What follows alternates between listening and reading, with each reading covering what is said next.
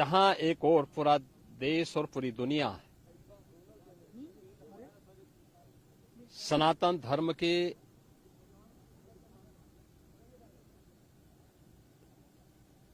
इस सबसे बड़े आयोजन का साक्षी बनकर के गौरव की अनुभूति कर रहा है, प्रफुल्लित है, वहीं दूसरी ओर सनातन धर्म के खिलाफ सपारी लेकर के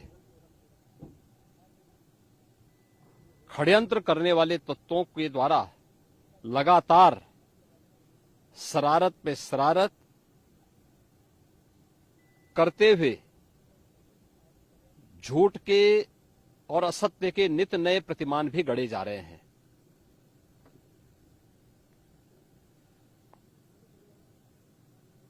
भारत के संसदीय लोकतंत्र की सबसे और सर्वोच्च संस्था देश की संसद में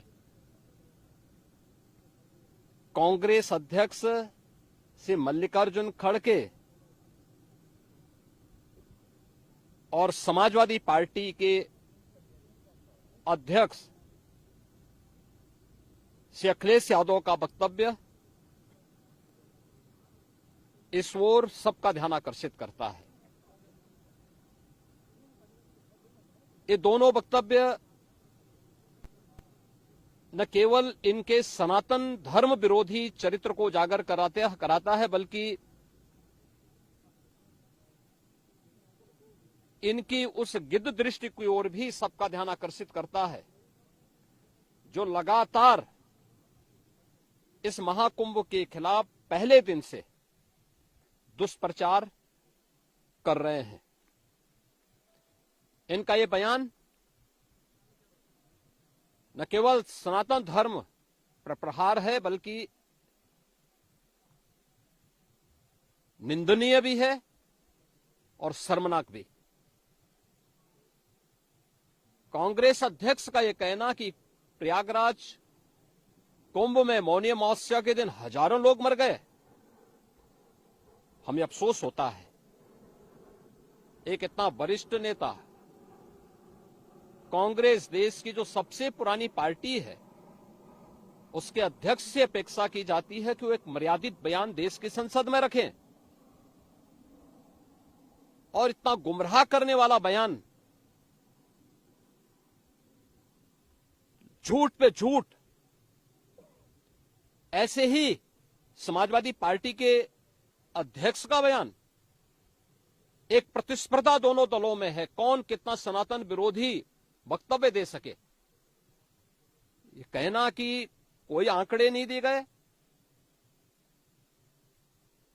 यहां से प्रशासन से जो बयान जो आंकड़े दिए गए, उन आंकड़ों को मैंने भी सबके सामने रखा। घटना दुखद थी, हर व्यक्ति दुखित था, और जितने क्विक रिस्पांस से मेला प्रशासन, पुलिस, एनडीआरएफ, एसडीआरएफ, सिविल डिफेंस, इन सब ने मिलकर के घायलों को हॉस्पिटल पहुंचाने का काम किया, अपने आप में एक मिसाल है। करोड़ों लोग प्रयागराज में उस दिन उपस्थित थे। ये दोनों दल चाहते थे और सनातन धर्म विरोधी चाहते थे कि बड़ा हादसा हो जाए। हमारी पहली प्राथमिकता थी कि किसी भी स्थिति में इसको हम जीरो हादसे तक लेके जाएं, लेकिन दुर्भाग्यपूर्ण तरीके से एक घटना घटित हुई।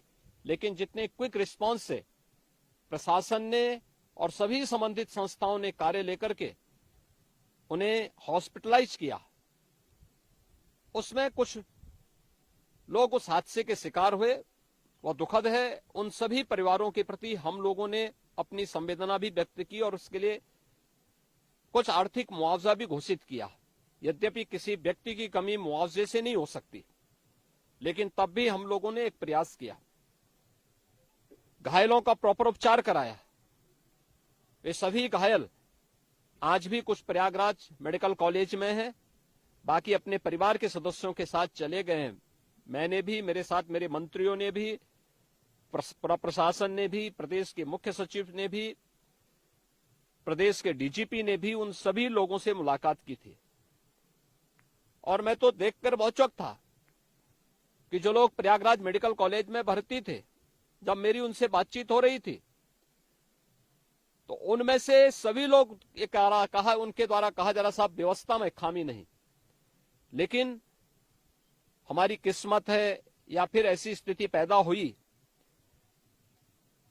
और उनके सभी पहलुओं को लेकर के सरकार भी जांच करा रही है और उसके लिए एक न्यायिक कमीशन भी हमने तत्काल गठित किया। लेकिन हमारी पहली प्राथमिकता थी कि जो ये लगभग 8 से 9 करोड़ लोग प्रयागराज में उपस्थित हैं, इन्हें सुरक्षित उनके घरों के लिए वापस भेजना।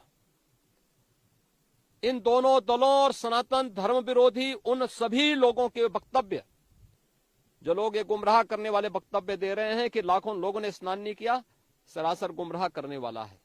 ये वक्तव्य देना कि कोई अमृत स्नान या साय स्नान नहीं हुआ, ये भी गुमराह करने वाला वक्तव्य है और सनातन धर्म की अवमानना ही नहीं, बदनाम करने की साजिश का एक हिस्सा है।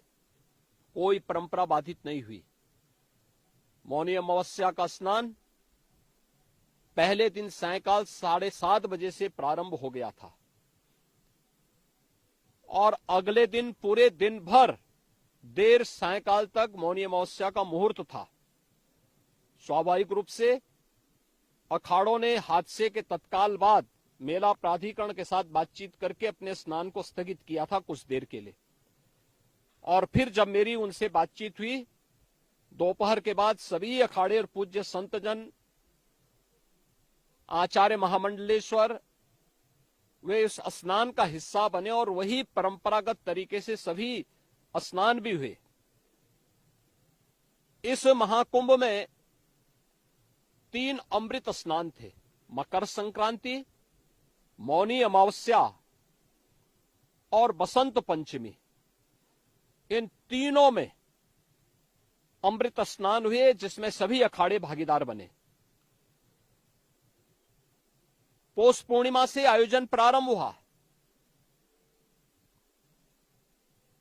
समाजवादी पार्टी के अध्यक्ष का यह वक्तव्य भी कि सरकार ने 100 करोड़ की घोषणा की थी, मुझे लगता है कि उनको बयान थोड़ा पढ़ना चाहिए।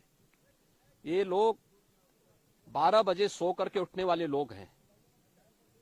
कार्यालय स्टाफ जिस प्रकार का इन्हें नोट बना करके देता है, ये उस प्रकार का वक्तव्य बना करके सामने प्रस्तुत करते हैं और फिर उसके अनुसार उसको लीडर के रूप में नहीं बल्कि एक रीडर के रूप में सबके सामने उस वक्तव्य को पढ़ करके अपनी जगहसाई करते हैं और राजनेताओं की भी जगहसाई करते हैं। यही स्थिति इन्होंने, मैंने बार बार कहा कि महाकुंभ में 40 से 45 करोड़ श्रद्धालु इस पूरे महाकुंभ के आयोजन में भागीदार बनेंगे। और मुझे बताते हुए ये भी प्रसन्नता है कि पिछले 22 दिन के अंदर इस महाकुंभ में 38 करोड़ श्रद्धालु अब तक यहां आ चुके हैं।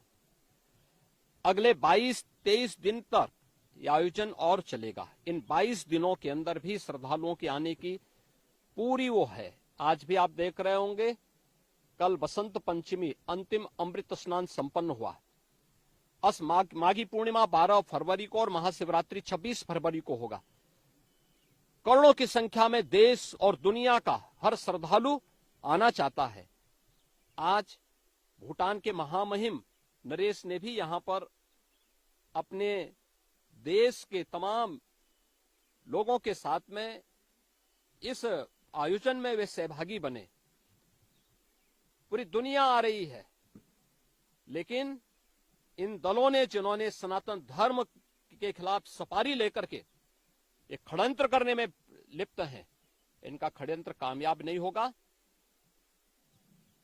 29 जनवरी के हादसे की तह में हम लोग जाएंगे, षड्यंत्रकारियों को बेनकाब करेंगे और उन्हें सजा कैसे दिलाई जाती है यह आपने उत्तर प्रदेश के अंदर पिछले 8 वर्ष के अंदर देखा होगा। आगे भी आप इसको देखते रहिए।